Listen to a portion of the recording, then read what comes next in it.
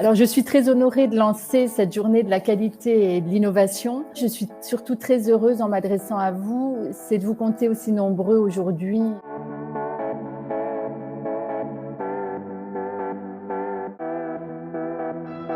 Quand on est ouvert à énormément de choses, à énormément de sources d'inspiration, eh bien on s'enrichit et on enrichit l'entreprise pour laquelle on travaille. Quand on fait du management, en fait, on gère des équipes, on gère du collectif, on gère des relations humaines. En management, comme on gère de l'humain, on ne peut pas faire bien du premier coup. Les mentalités changent, les générations ne se managent pas toutes de la même façon, les caractères et les personnes, les individus ne se managent pas de la même façon. C'est très important d'être en capacité de provoquer des opportunités, de les créer. On peut simplement se focaliser sur les problématiques et les difficultés ou on peut s'orienter vers la solution. Le rôle de la direction a évolué. Les connaissances organisationnelles, c'est vraiment ce qui constitue le savoir-faire, la différenciation, la compétitivité. On voit aujourd'hui apparaître des personnes qui ont des profils avec d'autres soft skills. Et aujourd'hui, on a aussi la volonté de mesurer pour des décisions éclairées quelles sont les opportunités, quelles sont les menaces, comment je peux anticiper, quelles actions je peux mettre en place dès aujourd'hui, comment on aligne sa raison d'être, sa vision, ses valeurs, ses missions, comment on déploie une stratégie cohérente à partir de ça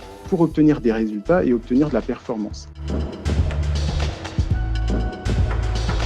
Toutes les activités d'innovation ne sont pas couronnées de succès. L'innovation, c'est le résultat, c'est la mise en œuvre d'un produit, d'un service, d'un processus, d'une organisation ou de pratiques commerciales, d'une façon nouvelle ou sensiblement améliorée, qui va créer de la valeur à la fois pour l'organisation, pour l'entreprise, et ou pour ses clients. Passer d'une coïncidence heureuse à une conséquence gérée. Qu'est-ce que ça signifie l'innovation par rapport à ma propre entreprise? C'est important, un système qui va permettre de gérer l'innovation comme un processus à part entière, finalement une maîtrise par rapport aux résultats et aux ressources qui sont investies dans ces activités. Ça va permettre surtout de réduire les risques liés à la recherche et au développement des produits, fort impact également sur l'utilisation des ressources. On va pouvoir gérer de façon beaucoup plus efficace les ressources qui sont allouées et éviter donc du gaspillage en réduisant le time to market. Et surtout, ça va permettre de créer de la transparence dans les activités d'innovation.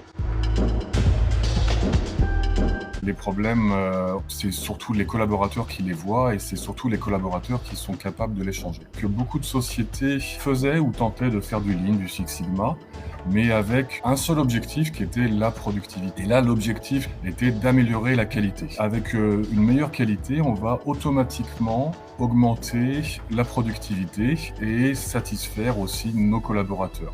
En fait, on a fait tout l'inverse de ce que nos consultants nous ont dit, c'est-à-dire que pour changer une culture, ça se fait pas du jour au lendemain, il faut du temps. Quoi, l'implication, c'était dès le départ pour permettre aux gens de comprendre que s'ils avaient une idée d'amélioration, ils pouvaient le faire eux-mêmes. Donc Elan était très empathique parce que on a participé, chacun des collaborateurs a participé, chacun des collaborateurs a compris son voisin. Dans la qualité, pour moi, c'est l'humain. Parce que c'est l'humain qui a les problèmes et c'est l'humain nos collaborateurs qui ont les problèmes et nos collaborateurs qui connaissent le mieux la solution.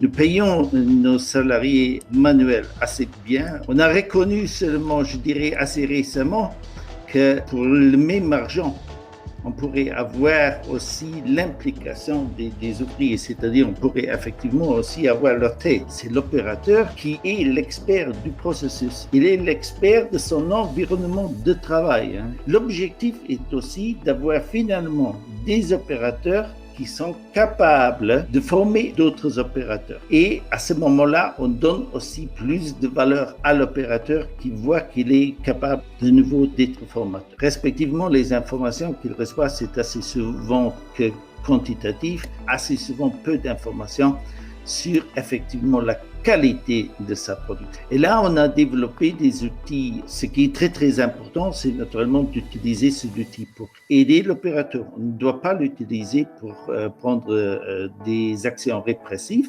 C'est que pour l'aider, pour l'orienter, pour bien lui donner du feedback. Et les gens, ils demandent ça. Direction, salariés, on travaille vraiment ensemble. C'est l'état d'esprit vraiment pour améliorer le produit, pour améliorer le processus de production et gagner ensemble. Le changement qui est dû à ce programme-là, il a même encore amélioré effectivement que l'identification des gens avec l'entreprise a augmenté.